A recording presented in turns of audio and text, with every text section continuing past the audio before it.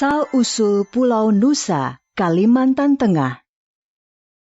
Pada zaman dahulu kala, di sebuah desa pada tepian Sungai Kahayan, tinggallah seorang bernama Nusa. Nusa hidup dengan istri dan seorang adik iparnya. Untuk memenuhi kebutuhan sehari-hari, Nusa dan adik iparnya bercocok tanam di sebuah ladang kecil dekat rumah panggung mereka. Ladang yang subur dan ketekunan mereka dalam bercocok tanam menghasilkan panen yang melimpah. Sayangnya, suatu hari desa tempat tinggal Nusa dilanda kekeringan. Untuk memenuhi kebutuhan selama kekeringan, Nusa dan adik iparnya pergi berburu di Sungai Ruhan, sebuah sungai kecil di dekat Sungai Kahayan. Mereka terus mendayung di Sungai Ruhan sampai akhirnya sebuah pohon yang tumbang menghalau perahu mereka. Nusa dan adik iparnya mencoba membelah kayu tersebut. Namun, hari semakin sore. Hari semakin sore dan kita belum mendapatkan hasil buruan. Lanjutkan memotong batang pohon ini. Aku akan masuk ke hutan. Nusa kemudian masuk ke dalam hutan untuk mencari binatang buruan. Tiba-tiba, Nusa melihat sebuah telur yang berwarna putih besar. Sesampainya di rumah, telur ini terlalu besar, Kakanda. Apakah Kakanda tidak khawatir? Bahkan, Kakanda sendiri tidak mengetahui itu telur apa. Telur ini sangat besar.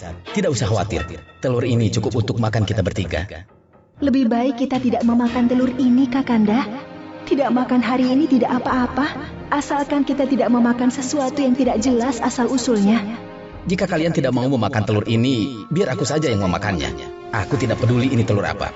Dengan wajah yang kesal kepada istrinya, akhirnya Nusa sendiri yang merebus telur tersebut. Setelah telur tersebut matang, Nusa memakannya sampai habis.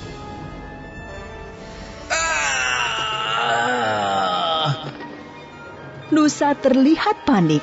Seluruh tubuhnya muncul bercak-bercak merah. Rasanya sakit dan gatal. Istri dan adik ipar Nusa datang membantu menggaruk tubuh Nusa. Bukannya menjadi sembuh, bercak-bercak merah di tubuh Nusa berubah menjadi sisik. Nusa pun akhirnya menyesal telah mengabaikan peringatan istrinya agar tidak memakan telur tersebut. Namun, semuanya telah terlambat. Adik ipar Nusa pun datang bersama warga. Mereka terkejut melihat tubuh Nusa telah dipenuhi sisik dari dada sampai kaki. Karena tubuhnya yang semakin membesar, Nusa kemudian dibawa ke halaman. Tubuhku panas sekali. Tolong masukkan aku ke dalam sungai.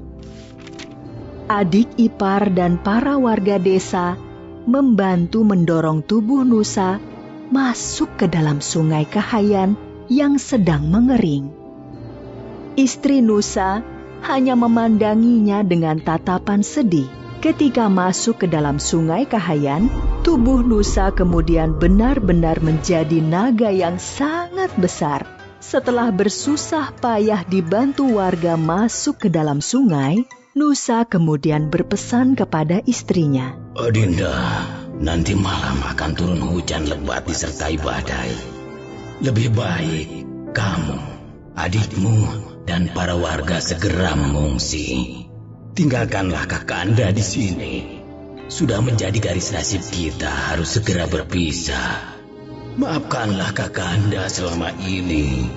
Nusa yang telah sepenuhnya menjadi naga itu hanya bisa menangis melihat kepergian orang-orang yang disayanginya. Pada malam harinya, seperti yang dikatakan Nusa, terjadi hujan badai.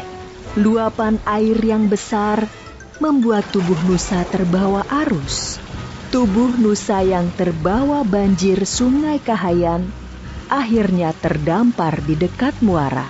Nusa hanya berdiam diri sambil melingkar tubuhnya di muara Sungai Kahayan.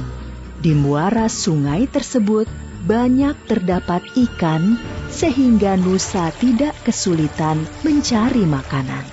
Kehadiran Nusa di muara tersebut membuat ikan-ikan menjadi cemas akan keselamatan mereka. Suatu hari, ikan jelawat dan ikan saluang terlibat pembicaraan untuk menyelamatkan umat ikan di muara Sungai Kahayan. Aku punya ide bagus. Kalian ikut saja ideku. Bagaimana caranya kita mengusir naga Nusa dari sini? Kalian harus tenang. Tunggu saja perintahku. Yang penting, kalian semua siap membantuku. Tuan Nusa, aku tadi bertemu seekor naga jahat yang besarnya sama denganmu. Naga jahat itu tahu engkau tinggal di sini. Dia memintaku untuk menyampaikan tantangan berkelahi kepadamu. Berani sekali dia menantangku. Aku tunggu dia besok di sini. Keesokan harinya, naga Nusa sudah mempersiapkan diri untuk menghadapi naga yang menantangnya. Sambil melakukan pemanasan, Nusa merasa aneh, tidak ada seekor ikan pun yang terlihat. Namun, Nusa berpikir ikan-ikan ketakutan akan adanya perkelahian besar 2 ekor naga. Nusa menunggu musuhnya hingga matahari condong ke barat.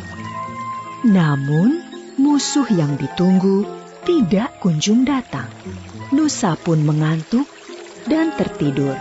Ternyata, sedari tadi, ikan saluang mengintip Nusa dari jauh dan mendekatinya ketika Nusa tertidur. Tuan Nusa, bangun, musuhmu datang. Nusa terkejut dan menggeliat menoleh ke sana kemari mencari musuhnya. Nusa melihat ekor yang sedang berputar dan tanpa pikir panjang langsung menggigitnya. Ketika menggigit ekor tersebut, Nusa merasa ada yang aneh. Nusa memandang ekor yang sedang digigitnya dengan seksama. Ternyata Nusa menggigit ekornya sendiri. Nusa berteriak kesakitan karena ekornya putus. Dan yang lebih menyakitkan, bahwa dia sendiri yang menggigit ekornya. Melihat ekor Nusa yang telah putus, maka ikan saluang segera mengomando ikan-ikan lainnya yang jumlahnya ribuan untuk menyerang ekor Nusa yang terluka. Wahai umat ikan di Muara Kahayan yang selama ini dijajah naga Nusa, saatnya untuk membebaskan diri kalian dari penjajahan ini. Segera serang dan gigit ekor naga Nusa yang terluka. Dengan serentak, ribuan ikan dari berbagai jenis menyerang ekor naga yang terluka. Naga Nusa lari ke sana kemari menyelamatkan ekornya. Naga akhirnya kelelahan dan tidak sanggup lagi untuk lari. Jumlah ikan yang mengerubuti ekornya semakin banyak. Nusa hanya bisa berdiri sambil kelelahan. Nafasnya tersengal-sengal dan dia pun menangis. Nusa akhirnya tidak mampu bertahan. Tubuhnya ambruk dan tidak bergerak lagi. Naga Nusa yang perkasa itu akhirnya mati. Ikan-ikan terus memakan tubuh Nusa hingga hanya menyisakan tulang-tulangnya. Kerangka naga Nusa itu akhirnya ditumbuhi berbagai tanaman, dari semak belukar hingga pepohonan. Akhirnya, lama-kelamaan, kerangka Nusa menjadi sebuah pulau. Pulau tersebut kemudian dikenal dengan nama Pulau Nusa. Letaknya di aliran Sungai Kahayan, Kabupaten Pulang Pisau, Kalimantan Tengah.